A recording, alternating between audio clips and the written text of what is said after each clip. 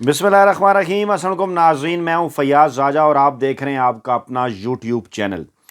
दोस्तों, माफिया और हैंडलर से आज़ादी के लिए इमरान खान की भरपूर सियासी जिद्दोजहद के नतीजे में पाकिस्तान की आइनी, अदालती, सियासी और जमहूरी जंग अपने आखिरी मरहले में दाखिल हो चुकी है और आइंदा 72 घंटों के दौरान सुप्रीम कोर्ट ऑफ पाकिस्तान से आने वाले अहम तरीन फैसले के नतीजे में हमेशा के लिए यह हो सकता है। ज़राए का यह दावा है कि माफिया और हैंडलर्स का किरदार पाकिस्तान की सियासत और अदालत से ख़त्म हो जाए या फिर किसी कमज़ोर फैसला आने के नतीजे में हमेशा के लिए ये किरदार उनका बरकरार रहे और मान लिया जाए, जो कि मुस्तकबिल में पाकिस्तान के आइन, जमहूरियत और सियासत के लिए तबाहकुन भी साबित हो सकता है। और इस फैसले के नतीजे में हमेशा के लिए पाकिस्तान का आइन, जमहूरियत और सियासत माफिया और हैंडलर से आज़ाद भी हो सकती है। 72 घंटों से पहले 4 अहम तरीन बड़ी डेवलपमेंट्स हुई हैं। उंगलियों पर गिनकर ये बड़ी डेवलपमेंट्स आपके सामने रखेंगे, 1 2 3 4। और इन डेवलपमेंट के नतीजे में सुप्रीम कोर्ट का मुमकिना फैसला क्या हो सकता है और पाकिस्तान किस तरफ को अपना आइंदा का सफ़र जारी रखेगा। एक तो जनाब, सुप्रीम कोर्ट की जो समाअत हुई उसका इंतहाई मुख्तसर अहवाल टू दी पॉइंट आपके सामने रखेंगे, जो कि जुड़ा हुआ होगा फुल कोर्ट बने या नहीं इस पर आइनी माहिरीन के रद्द अमल के साथ। और फिर हमेशा से जो नवाज शरीफ जो कि हमेशा से जीएचक्यू की गोद में परवरिश पाने वाले और हमेशा से जीएचक्यू के इशारों पर मुखालिफ सियासतदानों के खिलाफ सरगर्म अमल होने वाले नवाज शरीफ ने लंदन से अंगड़ाई ली है। एक उन्होंने प्रेस कॉन्फ्रेंस की है, उसकी तफसीलात भी आपके सामने रखेंगे। और फिर इमरान खान का कौम के नाम सामने पैगाम, सवालात हमारे सामने ये हैं कि सुप्रीम कोर्ट के मुमकिना फैसले के पेश नज़र 72 घंटे पहले नवाज शरीफ जो लंदन में एक्टिव हुए हैं उसके पीछे खुफिया मकासद क्या है वो आपको बताएंगे। और फिर ये सवाल भी हमारे सामने है कि क्या चीफ जस्टिस माफिया और हैंडलर्स को टक्कर दे पाएंगे या नहीं, और इमरान खान ने अपनी सारी कश्तियां क्यों जला दी हैं। पहले बात करते हैं मुख्तसर अहवाल सुप्रीम कोर्ट का। चीफ जस्टिस का ये रिमार्क्स इंतहाई अहम के पीर का सूरज नवीद लेकर तलू होगा। और उन्होंने कहा कि फ़िलहाल उन्होंने फुल कोर्ट बनाने की दरख्वास्त मुस्तरद करते हुए ये रिमार्क्स दिए कि समाअत के बाद कुछ मुलाकातें करूँगा, तवक्को है कि पीर का सूरज अच्छी नवीद लेकर तलू होगा। पहले यह हुआ कि अमीनुद्दीन खान के बाद फिर मंदुखेल साहब ने भी माजरत कर ली और जस्टिस इजाजुल एहसन और जस्टिस मुनीर अख्तर के साथ चीफ जस्टिस ने यह समाअत की इस मामले की। और 3 रुकनी समाअत पर जनाब पहले तो पाकिस्तान बार कौंसिल के चीफ एग्जीक्यूटिव हसन रजा पाशा अदालत में पेश हुए। चीफ जस्टिस ने कहा आपको बाद में सुनेंगे। हसन पाशा ने कहा कि बार किसी की हमायत नहीं कर रहा, अगर फुल कोर्ट बेंच नहीं बन सकता तो फुल कोर्ट इजलास बुला ले। जिस पर चीफ जस्टिस ने कहा कि इस पर हम सोच रहे हैं, जजेस के आपस में अच्छे ताल्लुकात हैं।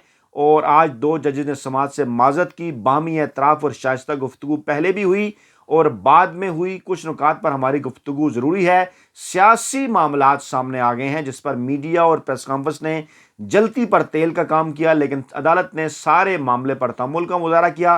कुछ लोग चंद जजेस पर तनकीद कर रहे हैं, कुछ दूसरे जजेस पर हम इस मामले को देखेंगे। और चीफ जस्टिस ने हसन रजा पाशा से कहा कि आप इस मामले पर मुझसे चैम्बर में मिलें। आज आप पहली बार अदालत में आए हैं, बातों से नहीं अमल से खुद को साबित करें और चैम्बर में आए। आपका बहुत एहतराम है। सुप्रीम कोर्ट बार के सदर भी मुझसे राब्ते में हैं। मामला सिर्फ बैरूनी इमेज का होता तो हमारी ज़िंदगी पुरसकून होती। मीडिया वाले बाज़ औक़ात गलत बात कर देते हैं, बाज़ औक़ात नहीं। जंग जियो ग्रुप ने बाकायदा से कंपेन शुरू कर रखी है चीफ जस्टिस ऑफ पाकिस्तान और सुप्रीम कोर्ट के खिलाफ, और जिसमें कुछ बड़े एंकर, वेले कलमनिगार और मुलाजम सहाफ़ी भी शामिल हैं। फिर अटार्नी जनरल साहब आए, उनके आने से पहले चीफ जस्टिस ने कहा कि तहम्मुल का मुज़ाहरा कर रहे हैं, मैं समाअत के बाद कुछ मुलाकातें करूंगा और पीर का सूरज अच्छी खबरें लेकर जो है वो तलू होगा। दर्जा हरारत कम करना चाहिए, अटार्नी जनरल ने कहा। चीफ जस्टिस ने कहा कि आपने क्या किया दर्जा हरारत कम करने के लिए, और अदालत तो हमेशा से आइन को फोकियत जो है वो देती है। और फिर उन्होंने ये भी कहा कि कल तक जेलों में रहने वाले आज असम्बली में तकरीर कर रहे हैं। इसकी वजह यह है कि वो अवाम के नुमाइंदे हैं, हम उनका एहतराम कर रहे हैं। असम्बली की मुद्दत होती है, लेकिन ऐवान के सरबराह को तहलील का इख्तियार भी है। 90 दिन का वक्त अप्रैल में ख़त्म हो रहा है। सदर ने 90 दिन की मुद्दत के बाद 15 दिन बाद की तारीख दी। صدر کو الیکشن کمیشن نے حالات نہیں بتائے تھے، صدر کو حالات سے آگاہ کیا ہوتا تو شاید 30 اپریل تاریخ نہ آتی بلکہ اس کے پہلے کی یہ بھی آتی۔ اس نقطے کو ہم پہلے بھی کہتے رہے ہیں کہ 14-15 اپریل جو ہے وہ تاریخ بنتی ہے 90 دنوں کی۔ اور پھر چیف جسٹس نے ایک اہم ترین بات کی کہ حکومت اور اپوزیشن میں مذاکرات اگر ہوں تو پھر ہم کچھ دن کا وقفہ کر لیں گے۔ اور پھر انہوں نے یہ بھی کہا کہ مدت اسمبلیوں کی ویسے بھی اگست میں مکمل ہو رہی ہے، ایک فریق کے جو چیئرمین ہے تحریک انصاف کی وہ گارنٹی دے رہے ہیں، آپ بھی گارنٹی دیں، ڈائلاگ شروع کریں، حکومت کو چاہیے اپنا ماضی وہ بھلا دے اور آگے بڑھیں، دونوں مذاکرات کریں تو ہم بھی کچھ دن جو ہے وہ وقفہ کر لیں گے۔ اور پھر انہوں نے کہا کہ ہم ہر فریق کے ہر نقطے کا فیصلے میں ذکر کریں گے، 20 ارب کے اخراجات پر پہلے عدالت کو بتائیں، ہم نے اخراجات کم کرنے کی تجویز دی تھی۔ دوسرا مسئلہ جو سیکیورٹی کا ہے اس پر ہم نے کہا تھا نصف پولنگ سٹیشن حساس ہیں اور نصف حساس نہیں ہیں، اور اس کو آپ دیکھ لیں کیا کرنا ہے۔ دہشت گردی تو ملک میں 90 کی دہائی سے ہے۔ یہ معاملات اہم ترین تھے جو انہوں نے سامنے رکھے۔ اچھا، اب انتخابات میں یہ جو تاخیر کا معاملہ ہے اس پر عدالتوں کے سامنے سوال کیا ہے؟ اس پر کچھ آئینی ماہرین کی رائے سامنے آئی ہے کہ کیا یہ ٹیکنیکل چیزوں کے پیچھے چھپ رہے ہیں یا 90 دن کے اندر کوئی اس معاملے کے اوپر بات بھی ہو پا رہی ہے یا نہیں۔ آئینی قانونی ماہرین کی رائے کیا ہے؟ اور جناب اس پر جب یہ مطالبہ کیا جا رہا ہے فل کورٹ کا تو کیا واقعی یہ درست مطالبہ ہے؟ اس پر یہ کیا معاملہ ہے؟ بیسیکلی اس پر بیرسٹر اسد رحیم نے کہا کہ یہ آئینی طور پر بڑا سادہ معاملہ ہے، انتخابات تاخیر کیس میں فل کورٹ کے قیام کی کوئی ضرورت نہیں، اور اگر کوئی پیچیدہ آئینی معاملہ ہو تو فل کورٹ کے قیام کے لیے بات چیت کی جا سکتی ہے، لیکن اس معاملے میں نہیں۔ آئین میں یہ چیز پہلے سے بڑی واضح ہے کہ اسمبلیاں تحلیل ہونے کے 90 روز کے اندر انتخابات کرائے جائیں۔ اس مسئلے کی پر بحث کو غیر ضروری طور پر جو ہے وہ طول دیا جا رہا ہے۔ اس پلیٹ فارم پر یہ بات ہم آپ کے سامنے رکھ چکے ہیں کہ اس کی کوئی آئینی قانونی حیثیت نہیں۔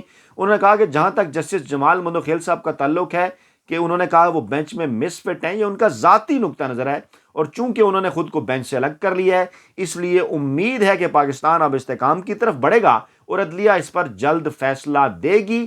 یہ چیف جسٹس کا استحقاق ہے کہ وہ جو مناسب سمجھیں بینچ تشکیل دیں، کوئی درخواست گزار، کوئی بار، کوئی کونسل، کوئی سرکاری وکیل اس کو نہیں روک سکتا۔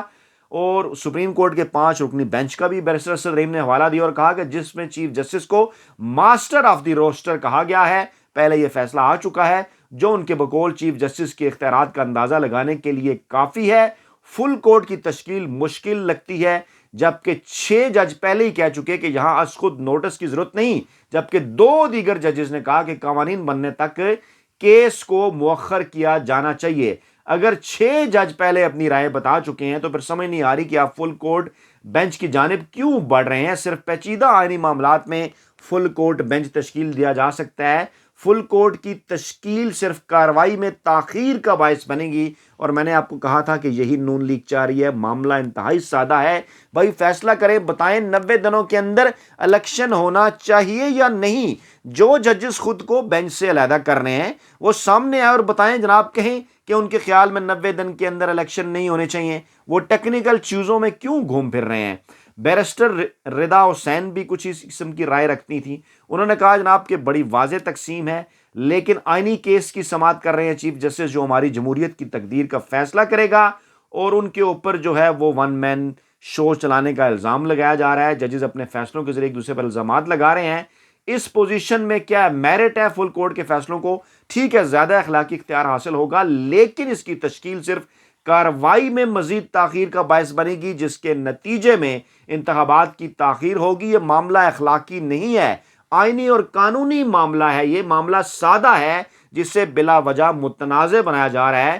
عدالت کو صرف ایک اس بات کا فیصلہ کرنا ہے کہ کیا الیکشن کمیشن انتخابات کی تاریخ میں تاریخ تبدیل کر کے 30 اپریل سے اس کو 8 اکتوبر تک لے جا سکتا ہے یا نہیں۔ آئین اس معاملے پر واضح ہے کہ اسمبلی تحلیل ہونے کے 90 روز کے اندر انتخابات ہونے چاہیے۔ اب آپ نے یہ رائے سنی، پہلے میں نے آپ کے سامنے رکھا آج کیا سماعت ہوئی، اور اس پر آئینی اور قانونی ماہرین کی رائے آپ کے سامنے کھول کے رکھ دی۔ اب اس پر عمران خان کا پیغام اور نواز شریف جو ہے ان کا اس کے اوپر پریس کانفرنس، جو کہ ہمیشہ سے اسٹیبلشمنٹ کے کہنے کے اوپر ایکٹیو ہوتے ہیں، ان کی تاریخ ہے، شاید انہیں اشارہ مل گیا گزشتہ 2-3 دنوں سے ایک ایسا انٹرویو جنرل قمر جاوید باجوہ کا جس کو وہ خود تو ماننے کے لیے تیار نہیں، لیکن اس انٹرویو کو بیس بنا کر نواز شریف کو مظلوم ثابت کرنے کی کوشش کی جا رہی ہے۔ نواز شریف صاحب فرماتے ہیں جناب ہمیں بینچ ہی قبول نہیں تو اس کا فیصلہ کیسے قبول ہوگا؟ کیا بات ہے جناب، آپ نے تو ہمیشہ سے اپنی مرضی کے بینچ بنوائے، چمک کے فیصلے آپ نے لیے، بے نظیر بھٹو کہتی نہیں، رفیق تارڑ کے ہاتھوں بریف کیس آپ بھجواتے رہے۔ آج انہوں نے جناب لندن میں پریس کانفرنس کی اور کہا اب اپنی قوم سے کہوں گا کہ آنکھیں کھولیں، قوم کی آنکھیں کھولیں گی جناب نواز شریف صاحب، قوم آپ کو پہچان گئی ہے۔ اچھا انہوں نے کہا جناب آپ کے ساتھ گھنونا مذاق ہو رہا ہے، بالکل آپ اس قوم کے ساتھ گھنونا مذاق کر رہے ہیں۔ اور آگے انہوں نے پھر مزید گھنونا مذاق کیا کہ 2017 میں سب خوش تھے، پیٹ بھر کر روٹی ملتی تھی، لوگ خوشی کے ساتھ گزارا کر رہے تھے، لوڈ شیڈنگ ختم ہو گئی تھی، ڈالر پتہ نہیں کیا کیا انہوں نے بتایا، لیکن گزشتہ 1 سال کے دوران جو کچھ اس پی ڈی ایم کی حکومت نے ملک کا بیڑا غرق کر دیا، پاکستان کی اکانومی کا، غریب کو جینے کے قابل نہیں چھوڑا، وہ نواز شریف صاحب بھول گئے۔ انہوں نے کہا جی مجھے یہ سب کچھ 2017 کا تسلسل لگ رہا ہے، ہمیں بھی ایسا ہی لگ رہا ہے۔ کیا کیا تھا آپ نے 2017 میں؟ پاکستانی معیشت تباہ کر دی تھی، اب بھی آپ پاکستان کی معیشت تباہ کر رہے ہیں۔ موصوف پھر آگے چل کر فرماتے ہیں کہ یہ تو وہی 3 ججز ہیں جو اس وقت نواز شریف کو نائل کرنے میں شامل تھے۔ سفید جھوٹ، جسٹس اعجاز الاحسن شامل تھے، جسٹس عمر عطا بندیال نہیں تھے، جسٹس منیب اختر نہیں تھے۔ سفید جھوٹ بولا نواز شریف نے، لیکن ظاہری بات ہے سامنے نورے ہیں۔ انہوں نے کہا کہ ہم نے آئی ایم ایف کو خیر آباد کہہ دیا تھا، تو ابھی کون لے کے جا رہا ہے جناب دوبارہ آئی ایم ایف کی طرف؟ کہنے لگے جناب فیصلہ اگر خدا نہ خواستہ آیا کہ الیکشن ہوں گے تو ڈالر 500 کا ہو جائے گا، یعنی یہ ڈرا رہے ہیں پاکستانی اسٹیبلشمنٹ کو بھی، پاکستان کے بزنس مینوں کو، باقی سب کو، کہ نہیں جناب یہ فیصلہ قبول نہیں کرنا ورنہ ڈالر 500 کا ہو جائے گا۔ جناب ڈالر آپ کی حکومت کی حرکتوں کی وجہ سے 170 سے 285 روپے کا پھر جا پہنچا ہے۔ میٹھی تروں کی طرح نواز شریف کو آپ کو بتایا لندن میں سوالات بھی آتے ہیں، کچھ لوگ جو باقاعدہ طور پر ان کی پارٹی کا حصہ ہیں لیکن صحافیوں کا روپ دھارے ہوئے ہیں، سوال ان کی جانب سے آتے رہے اور موصوف فرماتے رہے جناب ہمیں بینچ قبول نہیں، فیصلہ کیسے قبول ہوگا، قبول ہونا بھی نہیں چاہیے، اس بینچ پر سب کو اعتراضات ہیں، فل کورٹ بنایا جائے۔ پھر انہوں نے وہی بات کی، فل کورٹ پر اعتماد ہے، اور پھر انہوں نے کہا جناب ہمیشہ سے یہ ججز ہمارے خلاف فیصلے کرتے رہے۔ جناب عمران خان کی حکومت پچھلے سال جب گئی، ختم کی گئی، تو کس نے بینچ بنایا تھا؟ انہی چیف جسٹس عمر عطا بندیال نے۔ کیا یہ دونوں جج صاحبان اس بینچ کے اندر شامل نہیں تھے؟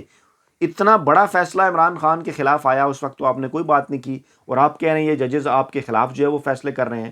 اور پھر انہوں نے جسٹس مظہر علی اکبر نقوی کا ذکر کیا، حالانکہ سریہن انہیں جس طریقے سے بلیک میل کیا جا رہا تھا فیصلہ اپنی مرضی کا لینے کے حوالے سے، وہ تمام تر چیزیں آپ کے سامنے۔ آگے چل کر پھر انہوں نے بل کے اوپر رائے دے دی، جناب ہمیشہ سے وہ یہ کام کرتے رہے۔ 97 میں انہوں نے سجاد علی شاہ کے خلاف یہی سب کچھ کیا تھا، اور بعد میں پھر جب چیف جسٹس صاحب نے آئین اور قانون پر سٹینڈ لیتے اور نہیں مانا تھا تو انہوں نے سپریم کورٹ پر حملہ کر دیا تھا۔